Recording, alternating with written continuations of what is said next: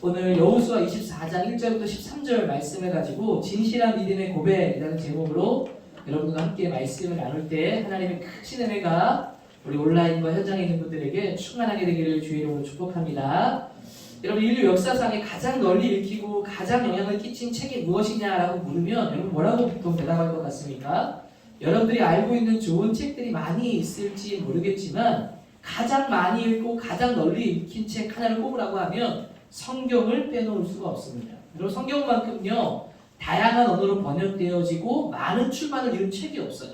2017년 통계에 의하면 성경은 약 670개국의 언어로 번역되었다고 합니다. 전혀 놀라지 않네요. 엄청나게 많은 숫자의 언어로 여러분 성경이 번역된 겁니다. 여러분, 이 성경은요 믿는 사람만 읽는 건 아니에요. 읽지 않는 사람들도 이 책을 읽습니다. 보통 어떤 경우에 읽는가 보니까 고대 근동 시대에 있었던 일들을 기록한 책이 성경이기 때문에 역사를 연구하는 분들이 읽기도 하고요.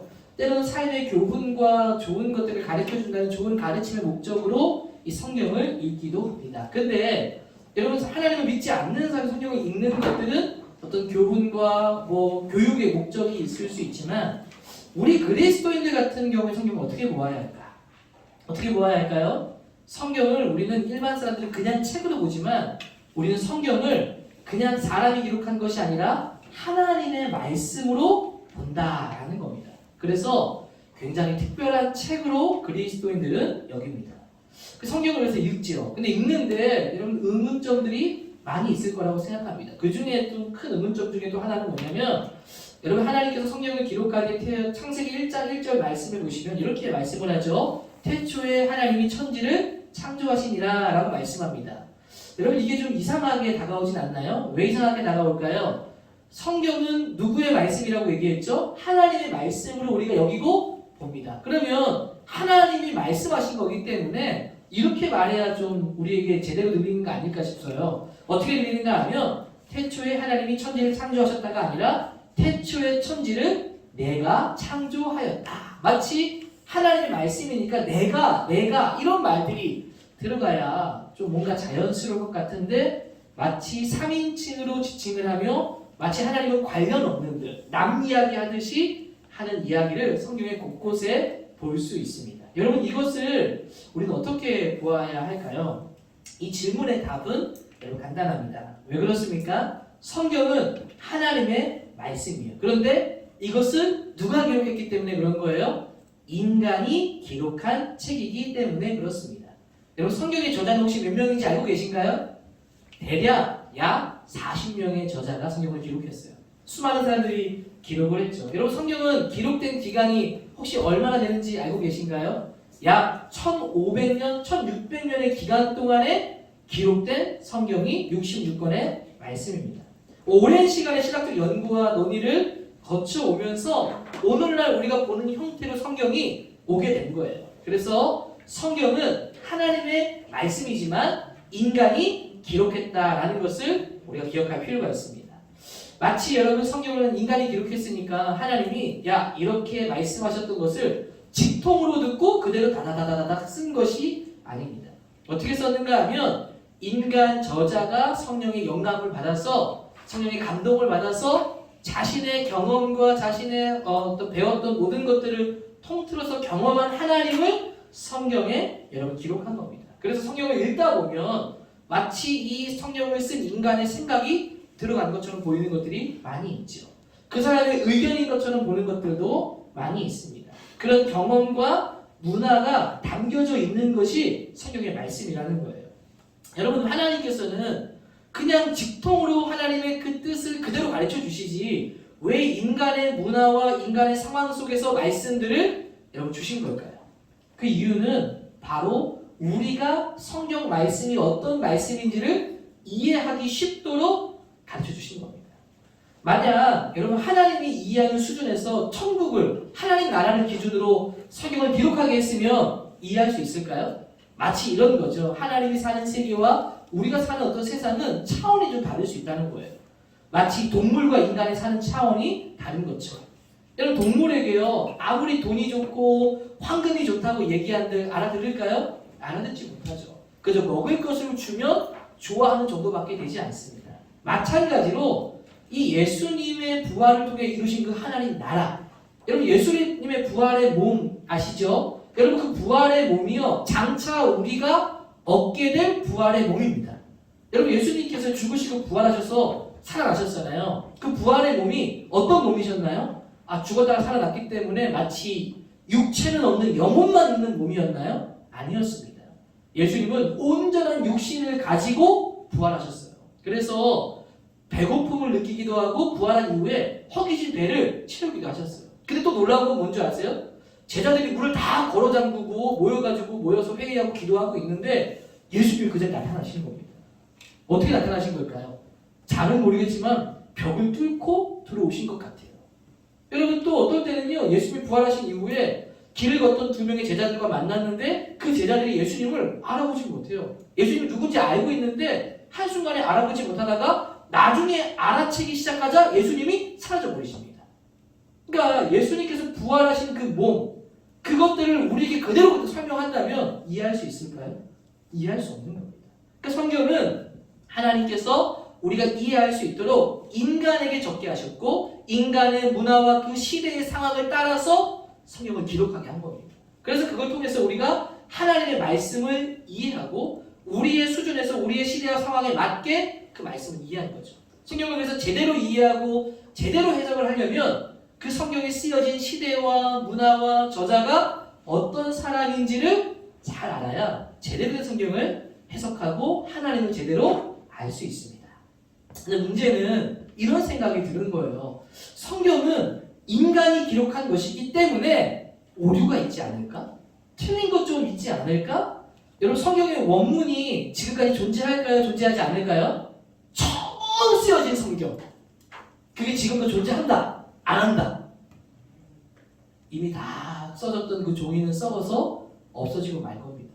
결국 성경은 어떻게 우리에게 전달되었어요? 사본으로 전달된 거죠. 사본으로 전달됐고 우리에게까지 오게 된 겁니다. 그러면 원본이 없는데 사본만 있는데 이게 진짜 하나님 말씀이 맞을까? 성경에 나오는 예수님은 그러면 실존 인물은 진짜 맞을까? 여러분 이런 의문들이 있는 거죠. 그때 여러분 성경은 하나님 말씀이니까 무조건 믿어야 됩니다 라고 말하면 믿을 수 있겠어요?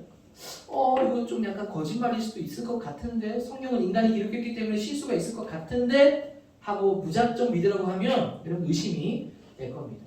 근데 여러분 무작정 믿어야 되는 것 아닙니다. 여러분 성경을요 우리가 사실 잘 몰라서 그렇지 성경에 쓰여진 그 외적인 증거들만 공부만 조금만 해도요 이 성경이 부인할 수 없는 역사적인 사실성을 가지고 있음을 확신할 수 있어요. 원래 조금만 관심만 가지면 웬만한 이 성경이 지식이 있고 나서는 진짜 조금만 내가 알미라는 걸 알면 이 성경은 진짜구나라는 것을 알 수 있을 만큼 논리적인 증거들이 많이 있습니다. 특별히 여러분 오래된 글, 원본이 사라지고 이제 사본만이 남은 이 글들이 진짜 신빙성이 높아지려고 하면 최소 두 가지를 충족을 해야 돼요. 첫 번째가 뭐냐면 기록된 시기입니다. 자, 성경이 언제 기록되었느냐 이게 굉장히 중요해요.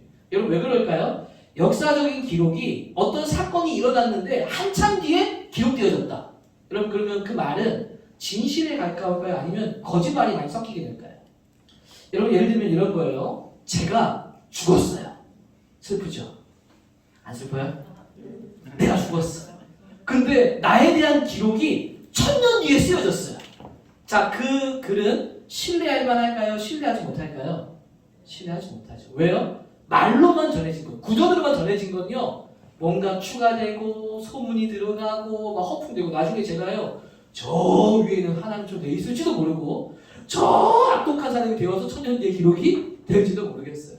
여러분 기록된 시점이 언제니까 이게 굉장히 중요하다는 거예요. 그 역사적인 사실이 오래될수록 구전으로만 전해졌을 경우에는 역사적인 신빙성이 매우 낮다. 그래서 여러분 단군신화 이야기 같은 경우에는 언제 여러분 이야기가 시작된 줄 아십니까? BC 2333년에 이 이야기가 시작됐다고 봅니다. BC 2333년이면 BC와 AD 여러분 구분할 줄 아시죠? BC면 지금이 2011년인가요? 맞나요? 21년. 나 왜 헷갈리죠? 21년인가요? 벌써 21년이구나. 네. 10년을 벌써 갑자기 뛰어넘어 버렸네요. BC 1년이잖아요. 그러면 약 4,000년 전에 이 당군신화 이야기가 시작됐다는 거죠. 근데 여러분 이게 언제 쓰여졌는가 하면 AD 128년 승려 1년에 의해서 쓰여졌습니다. 그러니까 약 2000년이 지나서 여기에 쓰여졌다는 거예요. 그러니까 당군신화는 굉장히 구전으로 오랫동안 전해졌기 때문에 역사적인 신뢰성이 매우 낮다라고 볼 수 있죠. 여러분 BC 6세기에 살았던 부처님에 대해서 AD 1년에 여러분 기록됩니다. 그러니까 부처가 나온 것은 BC 6세기인데 그에 대한 기록은 AD 1세기에 기록이 돼요. 그러니까 약 600년의 시간이 지나고 나서야 쓰여졌다는 거죠. 조금 2000년보다는 짧지만 600년의 시간도 여러분 긴 세월이죠. 굉장히 신빙성이 낮아질 수밖에 없다. 헬라 제국을 이룬 알렉산더 대왕, 여러분 역사적인 기록을 부인할 수 있습니까? 그의 실존성을 부인할 수 있습니까? 근데 그에 대한 기록은요, 그가 죽은 지 구전으로 전해지다가 BC 400년이 지나서 그에 대한 기록이 쓰여졌다는 거예요. 여러분 로마의 황제였던 티베리우스 황제, 그의 기록은 그가 죽은 지 80년이 지나서야 그에 대한 기록이 비로소 쓰여지기 시작했습니다. 여러분 이런 면에서 로마 시대의 황제 그러면 대단하잖아요. 근데 예수님이 어느 나라 사람이에요? 로마 시대의 유대인이십니다. 로마 시대에 살았던 사람입니다. 로마 황제와 예수님을 비교하면 세상적으로 볼 때는 우리는 예수님을 높이지만 세상적으로 그 당시에 볼 때는 로마 시대 때 태어나셨던 예수님은 굉장히 저 시골 예루살렘의 청년에 지나지 않는다는 거예요. 아무도 잘 알아주지 않는 역사적인 굉장히 인정받고 그런 칭송을 받던 사람은 아니었다는 거죠. 근데 이 황제는 80년이 지나 쓰여졌지만 예수님의 기록은 여러분 언제 쓰여졌습니까? 여러분 예수님의 기록은요, 예수님이 죽으시고 부활하신 후 하늘을 승천하신 이후에 기록된 게 언제냐면 18년이 지나지 않아서 18년 이후부터 예수님이 죽으시고 부활하신 이후 18년 이후부터 사도 바울이 서신서를 쓰기 시작했어요. 그리고 예수님이 죽으시고 부활하신 이후에 30년 후부터 복음서가 쓰여지기 시작했다라는 겁니다. 그러니까 여태까지 우리가 알고 있는 역사적 사실이라는 알렉산더와 다양한 여러분 이 티베리우스 황제라든지 이런 이야기들이 그렇게 멀리 있게 쓰여졌지만 예수님의 이야기는요 18년, 30년밖에 되지 않은 시점에 기록이 나타나기 시작했다는 거예요. 어떤 글이 더 여러분 신빙성이 높을까요? 심지어 예수님이 썼던 그 글에는요 예수님께서 직접 함께 대면했던 제자들이 실제 살아있을 때 여러분 기록된 거예요.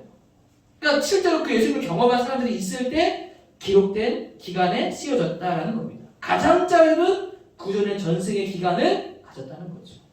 이 말은 예수님의 이야기가 기록된 당시에 그것을 경험했던 보았던 사람들이 살았을 때 기록됐다는 겁니다. 만약 예수님의 이야기가 거짓이라면 실제로 예수님 보았던 사람들이 가만히 있었을까요? 이게 거짓말이야. 이거 지어낸 이야기야라고 여러분 하지 않았을까요? 그래서 성경의 고증은 우리가 실존했을 것을 여기는 세종대왕이나 이순신 장군보다 더 높은 역사성을 가지고 쓰여진 것이 바로 성경이고 예수님의 실존성이라는 겁니다. 여러분 이런 지식을 가진 사람들이요 이걸 조금만 공부만 해도 성경의 역사적 증거를 보고 거짓이라고 말한다면 자기의 무지를 드러내는 거예요. 진짜 그냥 안 믿기로 결정하는 거지 실제로 이런 것들에 대한 고증을 보고도 믿지 않으면 자기의 역사적인 진실성을 부정하는 것과 마찬가지입니다. 여러분 또 하나는 뭐냐면 기록된 양입니다. 양이 굉장히 중요해요. 왜 양이 여러분 중요할까? 먼저는 사본이라고 그랬죠. 사본이라는 것은 손으로 옮겨 적은 것을 말합니다. 당시에 인쇄술이 발달하지 않았어요. 그래서 사람들이 성경을요 손으로 옮겨 적었어요. 여러분 사람이 글을 쓰다 보면 어떻게 될까요? 이 내용 그대로 옮겨 적어야 되는데 인간이기 때문에 실수해요 안 해요? 실수하죠. 실수합니다. 빼먹기도 하는 겁니다. 때로는 어떨 때는요 그것을 옮겨 적다가 내 생각을 넣기도 해요. 더 놀라운 건 뭔지 아세요? 여러분 바벨론 시대 당시에 예루살렘이 공격을 받아서 무너져가지고 나라가 망하거든요. 바벨론 포로로 잡혀가게 될 때 성경을 다 불태워버립니다.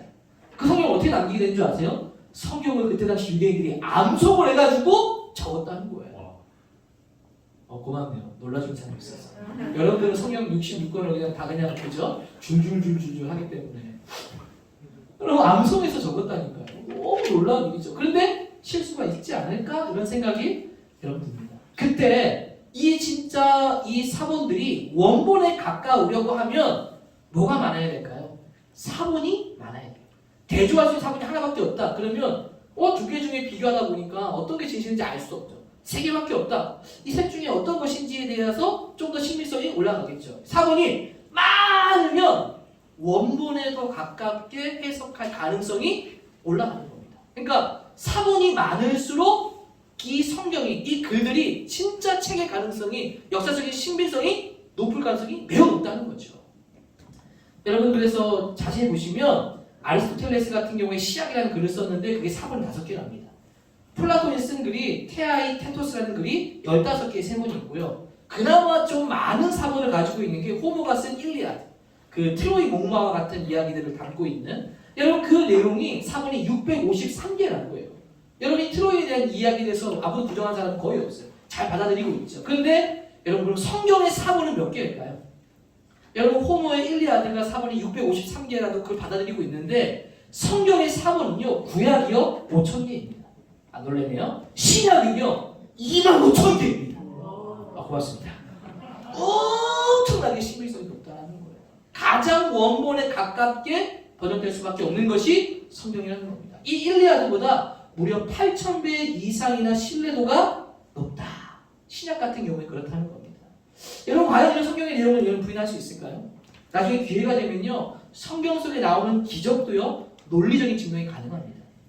무엇을 이야기합니까? 하나님의 말씀은 실제이고 실제 역사성을 가지고 있다는 거예요. 맹목적으로 성경의 말씀이 하나님 말씀이니까 믿어라 라고 하지 않습니다. 우리가 성경을 연구하고 하나님을 알면 알수록 우리는요, 하나님을 확신할 수밖에 없습니다. 이런 것을 보고도 성경을 허구라고 말하는 것은 전혀 성경에 대해서 모르는 거예요. 알아도 부인하고 있는 겁니다. 자기에 대한 자만한 믿음으로 그냥 부정하고 있는 것이지, 실제로 지식을 읽고 이 성경을 연구해 본 사람은 이것을 부인할 수 없다. 실제로 여러분, 한 기자가 예수님의 실존을 부인하기 위해 취재를 하는 내용들이 있어요. 근데 결국 어떻게 되었을 것 같습니까? 결국 예수님을 취재하고 가짜라는 것을 증명하기 위해서 기자가 취재하고 다녔지만 예수님의 실존을 부인할 수 없고 그분의 신성조차 부인할 수 없음을 깨닫고 예수님을 영접합니다. 그리고 그분이 쓴 책이 예수는 역사다라는 책이고 실제로 영화로 만들어지기도 했어요. 나중에 기회 되면 여러분 꼭 보시면 좋겠어요. 하나님은 맹목적인 믿음을 여러분 강요하지 않아요. 하나님에 대해서 알기를 원하시고 그것을 그 믿음에 기반해서, 그 경험에 기반해서 믿기를 원하신다라는 겁니다. 왜 이야기를 드린가 하면 오늘 읽었던 여호수아 여러분 말씀을 보시면 이제 마지막 장에 왔어요. 마지막 장에 보니까 가나안 정복을 마치고 땅을 분배합니다. 여호수아가 분배하고 백성들에게 오늘 말씀은 뭐냐면 너희들이 어떻게 살아가야 하는가를 말해줍니다. 어떻게 살아가는가를 말하는데 너희들이 누굴 선택할 거냐, 하나님이냐 아니면 이방신이냐 라는 것을 선택하는데 하나님을 선택하라는 것을 이야기해 주는 거예요. 근데 선택하라는 말은 나오지 않아요. 뭐라고 얘기합니까? 그동안에 너희들을 인도했던 하나님에 대해서 그들에게 이야기해 주고 있는 겁니다. 이 말은 무슨 말인가 하면 너희들이 이제 앞으로 내가 죽고 나면 가나안 땅 정복해서 여호수아 말씀이 끝나고 이 가나안 땅에 살아가게 될 때 하나님을 믿으며 살아가라고 하는데 맹목적으로 믿지 말라는 거예요. 맹목적으로 믿지 말고 여기까지 우리를 인도하신 하나님이 어떤 분인지를 기억하라. 그리고 그 기억하신 하나님을 따라서 너희들이 믿고 살아가라. 지금 그 얘기를 하고 있는 겁니다. 그래서 오늘 말씀에 쭉 보시면 2절, 3절에 아브라함을 부르신 하나님이 얘기합니다. 데라의 아들이었던 이 아브라함은 여러분 사실은요, 아브라함 믿음의 조상을 알고 있지만 여러분 아브라함은요, 저 강 건너편에 달의 신을 섬겼던 이방 신도였어요. 이방 신자였어요. 근데 그런 그를 하나님이 불러내어 주시고 약속의 땅으로 가라고 하셨다는 겁니다. 근데 바로 갔어야 되는데 가다가 멈춥니다. 어디에서? 하란이라는 지역에서. 갈대아 우르에서 하란으로 가서 멈추어 서거든요. 그때 아버지 데라가 죽자 아브라함은 아마 그걸 정착하려고 했던 것 같아요. 그런데 하나님이 창세기 12장 1절에 다시 그를 불러내어 주시죠. 그래서 하나님께서 하나님의 열심으로 그 아브라함을 끌어내셔서 약속의 땅으로 가게 하셨고 지금의 이 민족을 이루게 하셨다. 너희들이 그 하나님을 기억하라. 지금 여호수아가 세겜의 백성들을 모아놓고 그 얘기를 하고 있는 거예요. 그리고 여러분 6, 7절 말씀에는 어떤 내용이 기록되어 있어요? 오늘 말씀에 애굽의 종되었던 것을 너희가 기억하고 그 애굽의 종에서 건져낸 네가 누구인지를 기억하라는 거예요. 여러분 어떻게 건져냈습니까? 적들이 애굽의 병사들이 그들을 쫓아오고 앞에는 홍해 바다가 막혀 있을 때 유명한 사건이죠. 어떤 일이 일어났습니까? 물 위를 걸어갔나요? 바다가 갈라졌나요? 바다가 갈라졌죠. 여러분 그런 기적을 경험하고 그들이 그것을 건너서 지금의 약속의 땅에 들어올 수 있다는 거예요. 여호수아는 그 이스라엘 백성들에게 너희들이 하나님을 믿으라고 말하는데 맹목적으로 믿으라는 것이 아니라 이 하나님을 너희들이 기억하라는 거예요. 어떻게 너희들이 여기까지 왔는지 그 홍해를 가르시고 인도하신 하나님. 여러분 8절 이하의 말씀에는 뭐가 나옵니까? 이 약속의 땅에 들어오기까지 얼마나 수많은 적을 만났냐. 그 수많은 적들에게 어떻게 너희들이 승리할 수 있었느냐.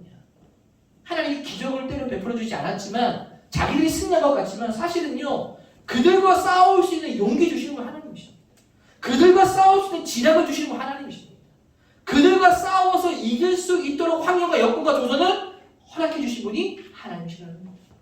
너희들이 이 땅에서 지금 누려와서 땅을 분배하고 나누고 이제 살게 될 건데 너희는 어떻게 살아야 되느냐? 이 하나님을 기억하라. 이 말에는 너희들이 하나님을 믿고 여전히 살아가야 한다는 것을 이야기하고 있는 겁니다. 근데 그것을 무조건 믿으라고 얘기하는 거 아니에요. 무조건 하나님이니까 대기할 거야. 무조건 믿어. 이런 게 아니라는 거예요. 어떻게 얘기하고 있습니까? 지나온 그 시간을 기억하고 그 경험을 토대로 너희의 믿음을 고백하고 앞으로의 삶을 순종하며 살아가라. 이야기하고 있는 겁니다. 오늘 말씀을 통해서 우리가 기억할 것이 있어요. 뭐냐면 맹목적으로 하나님을 따르지 말아야 됩니다. 맹목적으로 하나님을 믿는다고 말하지 말아야 된다는 겁니다. 여러분 그렇게 되지 않으려면 어떻게 해야 될까요? 나를 인도하셨던 하나님의 경험이 우리 가운데 있어야 됩니다. 내가 하나님에 대해서 제대로 아는 알미 있어야 되는 거예요. 만약 그런 암도 없이 아는 것도 없이 인도하심의 어떤 간증의 경험도 없이 제가 믿습니다라고 말하는 그 믿음의 고백은 아무런 능력이 없는 고백입니다. 그냥 말로만 지나지 않는 고백이라는 거예요. 힘이 없는 고백이라는 거죠. 진짜 내가 진솔한 믿음의 고백을 하려면 진실한 믿음의 고백을 하려면 내 안에 신앙의 경험이 있어야 돼요. 애굽에서 홍해를 건넜던 그런 경험과도 같이 나를 인도하셨던 하나님의 고백이 있을 때 그 간증 위에 진실한 고백이 나오는 겁니다. 여러분 고백이 있나요? 여러분 다윗이 시편 23편에 이런 고백을 합니다. 여호와는 나의 목자가 되시니 내게 부족함이 없으리로다. 유명한 고백이죠. 여러분 다윗이 고백을 이렇게 하는데 이런 고백을 여러분 누가 할 수 있는 건지 아십니까? 여호와는 나의 목자가 되시니 내게 부족함이 없다. 이 고백은 누가 할 수 있는 고백입니까? 여호와를 실제로 의지해 보았더니 그 어려움을 이겨내 본 사람만이 할 수 있는 고백이라는 거예요. 단지 머리로만 그냥 하나님이 어떤 분인지 대충 알고 뭐 이렇게 하면 대충 하고 그냥 하나님을 정말 의지하지 않는데 뭐가 되어졌을 때 그냥 내 입술로 여호와가 나의 목자가 돼 부족함이 없다는 고백은 힘이 없는 고백이에요. 근데 진짜 어려움의 경험 속에 있다가 그 경험을 하나님의 붙들므로 이겨냈을 때는 이 고백이 능력 있는 고백이 되는 거예요. 진실한 고백이 될 수 있는 겁니다. 한 번도 하나님을 의지해 본 적 없고 이런 경험이 없는 사람은 여호와를 의지하다는 고백이 뭔지를 알 수 없다는 거예요. 그래서 그런 경험이 없는 사람이 하는 고백은 거짓일 고백이 가능성이 매우 높다는 겁니다. 그래서 여러분 우리 안에요 하나님의 은혜의 경험을 쌓는 게 필요합니다. 하나님에 대한 기억이 있어야 되는 게 너무 필요합니다. 그게 있어야 우리의 믿음이 간증 그 위에 진실한 고백이 될 수 있기 때문입니다. 여러분 기도하는 사람과 기도하지 않는 사람 여러분 어떤 차이가 있을까요? 하는 일이 잘 될 때 기도하지 않는 사람이요 하는 일이 잘 될 때 이런 얘기예요. 내가 잘해서 잘 됐다. 근데 여러분 기도하는 사람은요 잘 되어지고 뭔가 일이 열려지면 하나님이 길을 열어주셨다고 믿고 하나님을 더 의지하게 된다는 겁니다. 그 믿음의 고백은 그 인도하심을 아는 경험에서 나오는 고백이 된다는 거예요. 맹목적인 고백이 아니라는 겁니다.